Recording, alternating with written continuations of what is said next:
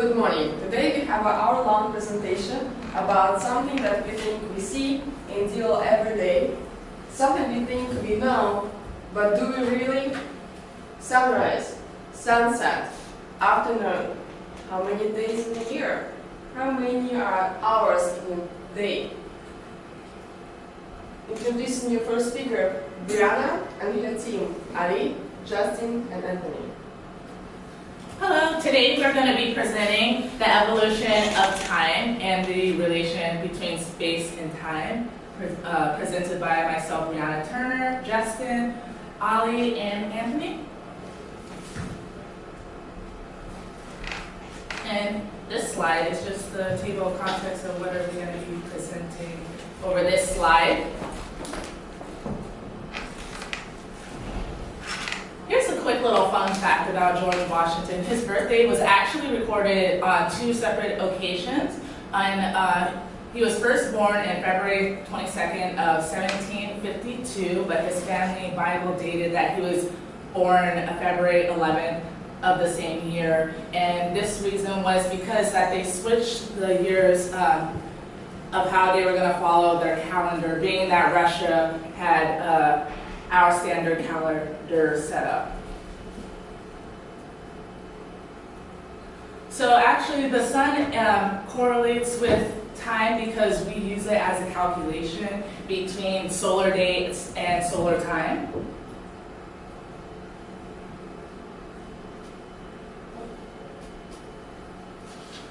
And how they use this calculation is based on meridians, and this is just based on because how we were always taught that Earth rotates on a tilted axis, and the meridians, as you can see right here, here's the equator, and the meridian is horizontal to North Pole and South Pole. So now we're moving on to time zones. But first, I'm going to be starting off with history. Next. Yeah, so I'm going to be moving on to history. So before clocks were invented, people still needed a way to keep track of time. And during prehistoric days, ancient humans would use their simple observation, deductive reasoning, and the earth itself to keep track of time. And these observations were all about reading the stars, changing seasons, and changing from day to night. And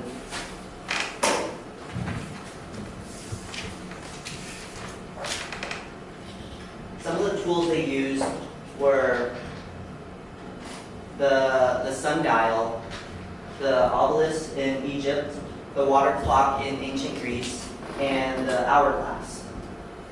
And throughout history, people have used various types of methods to keep track of time. And eventually this led to time zones. So what is a time zone? A time zone is one of 24 regions on the globe that describes a current time for a specific location on the Earth. And this is calculated based off its relationship to the UTC, which stands for the Coordinated Universal Time. And this is broken down into two parts. There is the TAI, which stands for the International Atomic Time. And this is a scale which helps determine the speed at which a clock turns, or ticks, sorry. And then there's the Universal Time, which is abbreviated to the UT1, which is determined by the Earth's rotation. And based off the UTC, the time zones were created to synchronize the times all across the world. And this means that in towns, locations, and cities, they all had to keep track of their own times in all the different places. And they would use clock towers to do this. So, using clock towers to read local time eventually became pretty inconvenient. As technology advanced and telecommunications and railway transportation improved, there came a need for something new. So that's when the time zones were standardized in Britain by railway companies.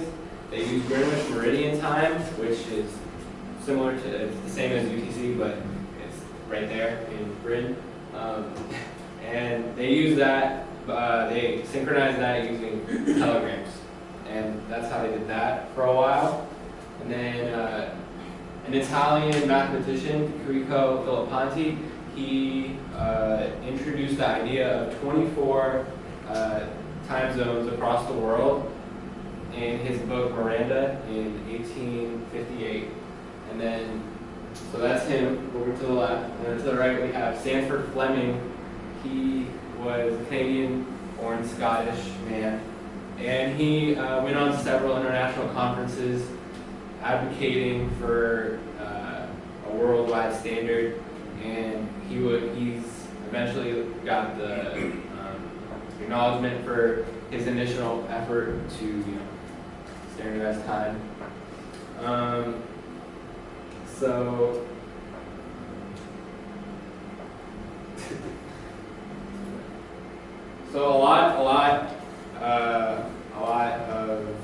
there were a lot of reasons for standardizing time, but you could make the argument that the biggest push for it was the economic benefit that came from it. Telecommunication services and railroad companies really needed to communicate properly, and time had a huge effect on that.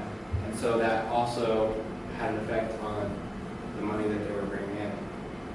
So it wasn't just for the good of the people and stuff. And so not all places observe a standardized time, and this is a representation of how the standardized time that they use isn't accurate to their solar days. In China, they all have one time zone. They all use one time zone. So towards the left, they lose more time in the day. Towards the right, they have more of it. So that's what the blue is.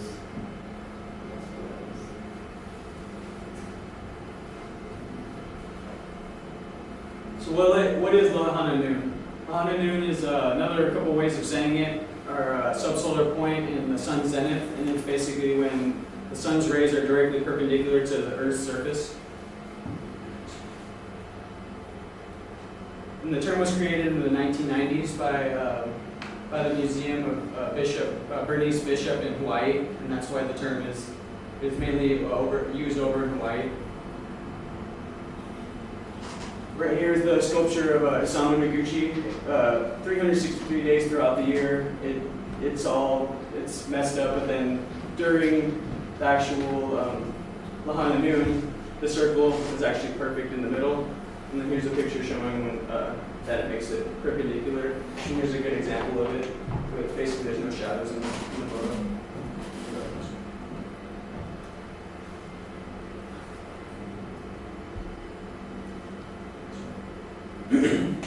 In between these two areas is where Lahana Noon actually occurs. When it hits the Tropic of Cancer, it starts the first day of the summer solstice, and then the same goes for the Tropic of Capricorn. When it hits the Tropic of Capricorn, it starts the summer solstice.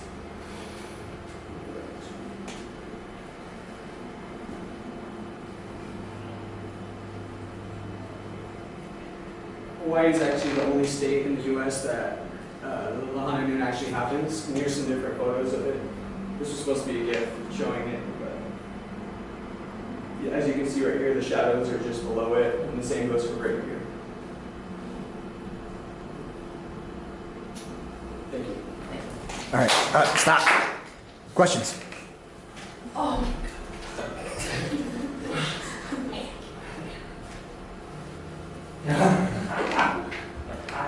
Do you have any questions? Yeah, have a question. Yes. What is a sundial?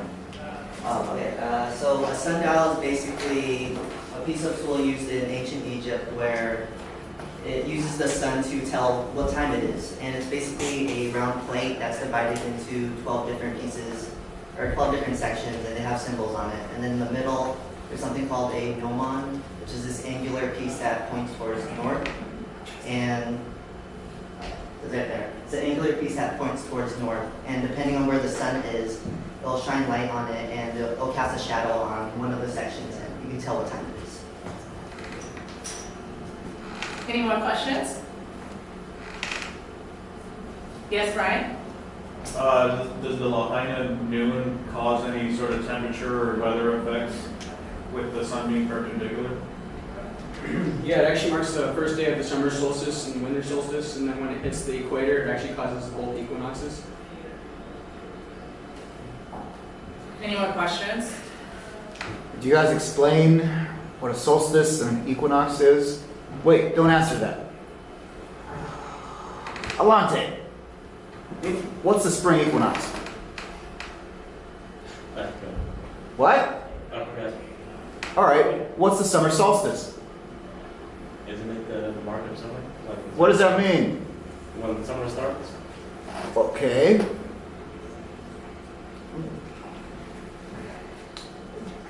On the planet, what does that mean for the northern hemisphere? You said what? What's special about it? The northern hemisphere? Uh-huh. Gets the most sun. All right, okay. Is anybody else going to cover solstice and equinox? Seriously, nobody.